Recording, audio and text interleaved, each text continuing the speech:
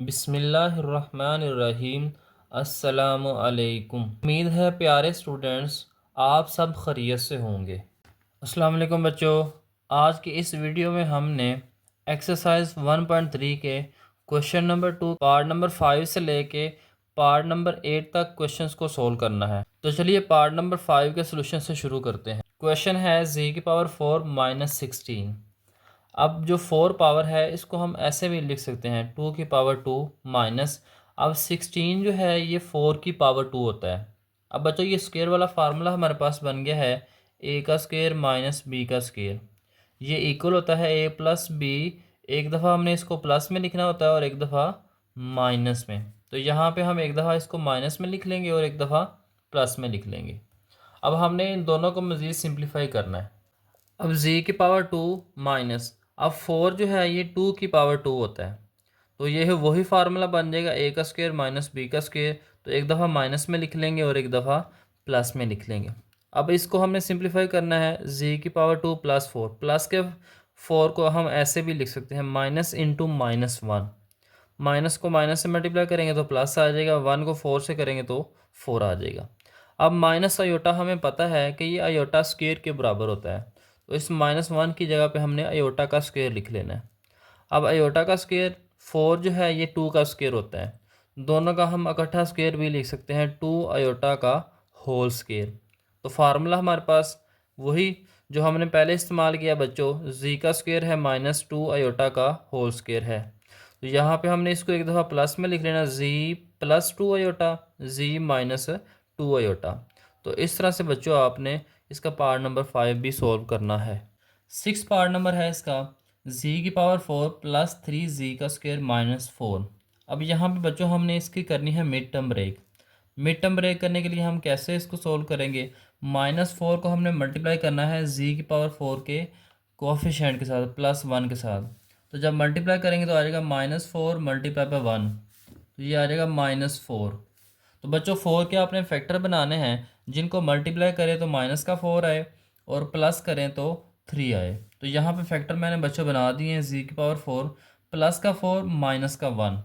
4 में से 1 को माइनस करेंगे तो 3 आ जाएगा, +4 -1 को मल्टीप्लाई करेंगे तो माइनस का 4 ही आ जाएगा। तो यहाँ पे हमने अब कॉमन लेना है, तो इन दोनों में से z की पावर 2 छोटी पावर कॉमन आ जाएगी।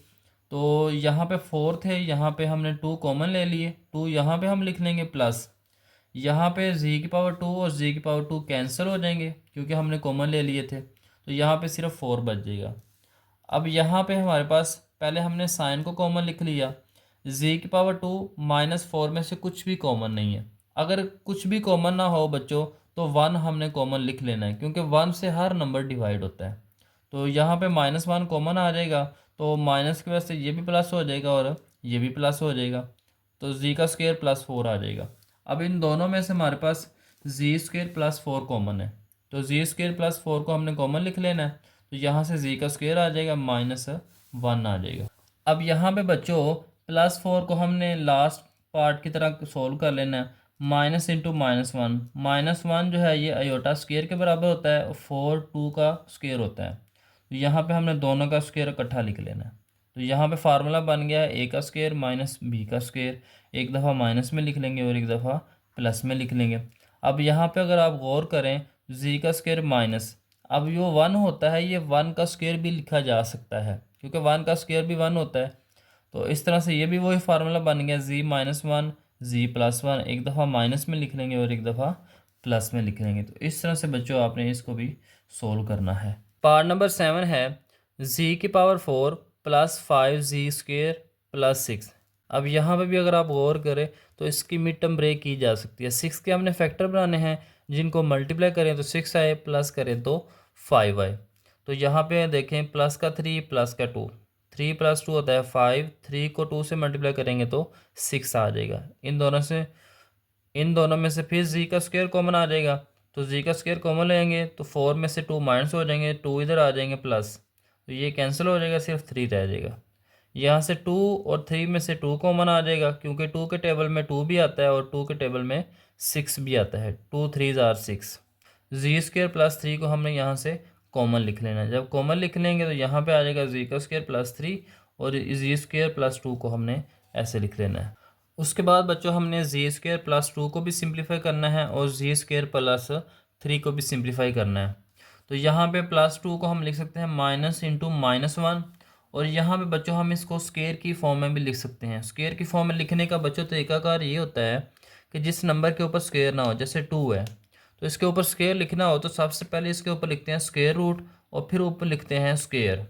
इस तरह से बच्चों स्क्वायर लिखते होते हैं, क्योंकि स्क्वायर और स्क्वायर रूट कैंसिल हो जाएंगे तो फिर से 2 आ जाएगा। तो इसलिए हम बच्चों 2 को इस तरह से भी लिख सकते हैं। तो यहाँ -1 जो है ये आयोटा का स्क्वायर आ जाएगा, और आयोटा का स्क्वायर और इसका स्क्वायर दोनों को हमें इकट्ठा करके लिख लेना है, तो आ जाएगा √2 आयोटा होल का स्क्वायर। सेम प्रोसेस बच्चों यहाँ पे भी आपने करना है। 3 के ऊपर भी √ लिख के स्क्वायर लिख लेना है। यहाँ पे -1 की जगह पे आयोटा का स्क्वायर आ जाएगा, दोनों का स्क्वायर इकट्ठा लिख लेंगे। उसके बाद बच्चों फार्मूला वही है जो हम a का स्क्वायर बन जाएगा माइनस b का स्क्वायर बन जाएगा। एक दफ़ा हमने इसको माइनस में लिख लेना है और एक दफ़ा हमने इसको प्लस में लिख लेना है। इसी तरह से यहाँ पे भी वही फॉर्म है, एक दफ़ा माइनस में लिख लेंगे और एक दफ़ा प्लस में लिख लेंगे। बच्चों बड़े आसान से क्वेश्चंस हैं, एक दफ़ा प्रैक्टिस करने से ये आसानी से सॉल्व हो जाएंगे। अब इसका पार्ट नंबर 8 है, लास्ट पार्ट है इसका z⁴ -32 जी स्क्वायर -3969। तो यहाँ पे बच्चों हमने इसके फैक्टर्स बनाने हैं। तो इसके फैक्टर बच्चों आपने याद रख लेने हैं कि 81 और 49 होते हैं। 81 को मल्टीप्लाई करेंगे 49 से तो नंबर आ जाएगा 3969।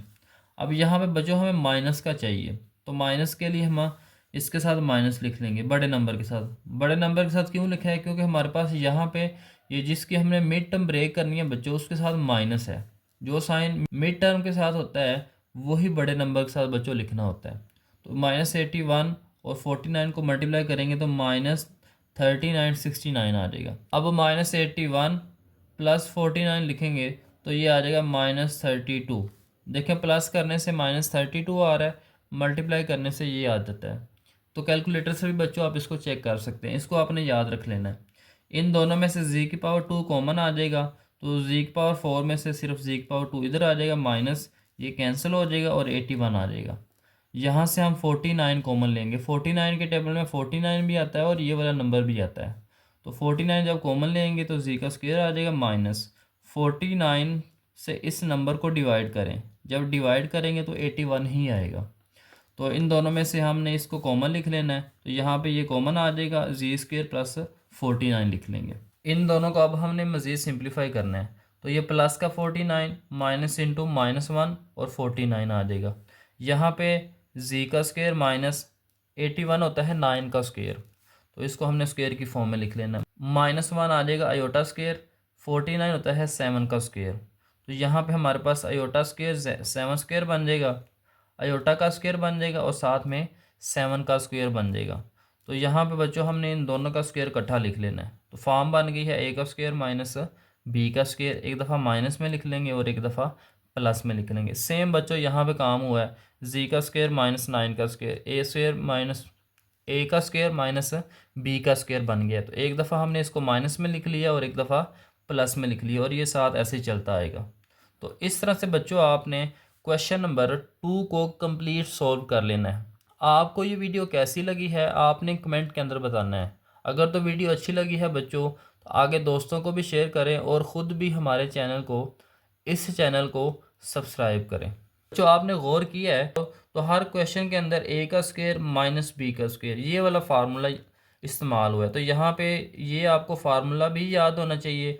इसके अलावा 2 फार्मूलाज हमने पढ़े थे, a प्लस b का होल स्क्वायर ये इक्वल होता है a का square plus 2ab plus b का स्क्वायर, और उसके अलावा हमने माइनस वाला फार्मूला पढ़ा था a माइनस b का होल स्क्वायर ये इक्वल था a का square minus 2ab plus b का स्क्वायर। ये वाले 3 फार्मूलाज थे जो हमने क्वेश्चन नंबर 2 के अंदर कंप्लीट इस्तेमाल किए हैं, जिसमें सबसे ज़्यादा बच्चों हमने इस फार्मूले को इस्तेमाल किया। तो आपने इन फार्मूलाज को अच्छी तरह से याद करना है, क्योंकि फैक्टराइजेशन के अंदर ये फार्मूलाज बड़े अहम होते हैं।